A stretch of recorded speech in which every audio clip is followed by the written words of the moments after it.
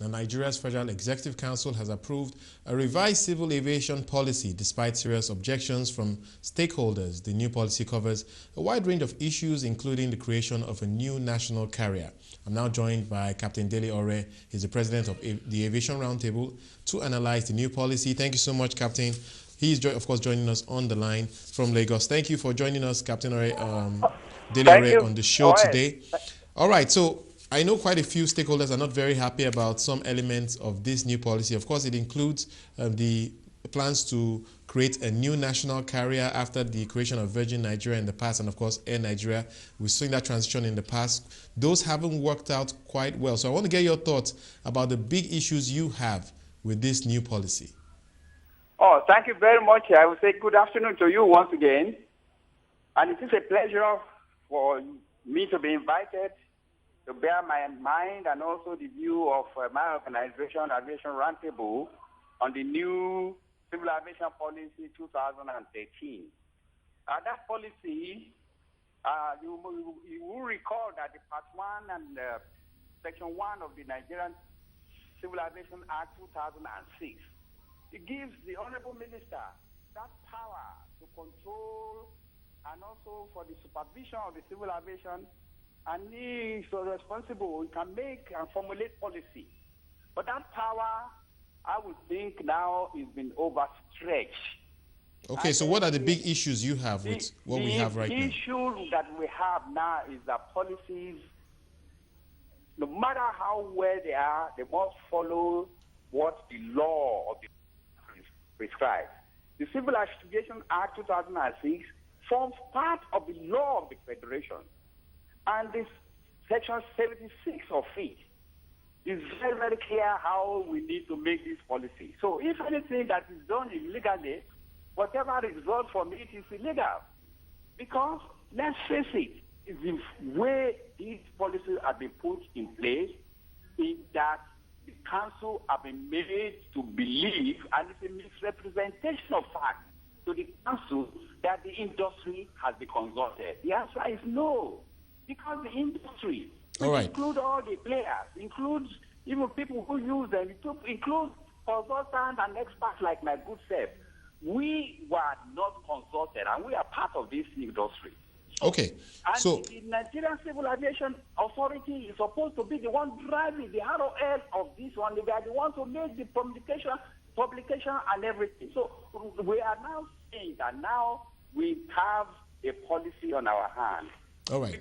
We believe we go the way of all other policies. They don't last more than the lifespan of the president. Okay, Captain Ore, so you clearly have issues with how the legality of this new policy. Yes, but let's look at some of the key elements of this policy. For instance, one of them is to create a new carrier. Yes, you see, to me, it's like a waste of energy talking about something that really in its foundation is illegal, so it's of no effect. Okay, let me ask you this. Do you think we need to at least educate the people of this country that the greatest issue that I have is that we have been made to believe that there are no laws, no rules guiding private jets in this country up to the last 3 weeks when the new aviation policy was promulgated. And that has been addressed in this new policy. The issue of private jets has been addressed in this new policy. So you have issues with what? Private jets, we always had regulations, we have handbook, we also have circulars. When signed by the DG becomes the force of law. What we have just done with this policy, and I make bold to say that it is an aberration that we have removed safety and economic regulation from the NCA, from the regulator, and we have handed it over to the minister. We have gone back again to 1964. We are going backward. I does not approve of things like that when regulatory functions are performed by the Honorable Minister. It's an aberration. Okay, so you have issues with safety as well. Let me ask you this final question. About the suggestion that we need a new national carrier. Of course, we've seen the challenges we had with Virgin Nigeria and Air Nigeria, the transition between Virgin Nigeria and Air Nigeria. Now, Air Nigeria is not flying anymore. Now there's a proposal to have a new national carrier. Your thoughts on that point? Okay, maybe because I'm so upset, that's another issue that is touching my heart, that I belong to the era where elephants flew. But today you can see that even the eagles cannot fly anymore. Unfortunately, I have no issue about national carrier, but we must first of all say exactly what happened to the one we had before. Why did you liquidate it? Why did you kill it? Those issues are not arrested. They are not in any way addressed anywhere. The pensioners have not been paid off. You want to form another one, and the government is saying PPP, but we know where is the money coming from. It's our money that is going to be recycled. It's our money. But let's face it, there is nothing wrong. But I am telling you that this is another wrong step we are going to take, because as much as I love national carrier, that concept is archaic. That concept is no longer in vogue.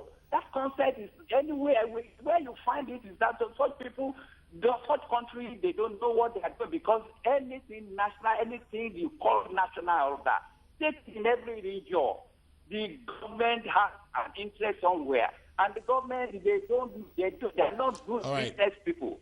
Captain Delore, we have to round up now. I have to interject, but thank you so much for sharing your thoughts. Something that we'll be following very closely, and perhaps we'll get you back on the program. Captain Delore is the president of the Aviation Roundtable, bearing his mind on a new civil aviation policy.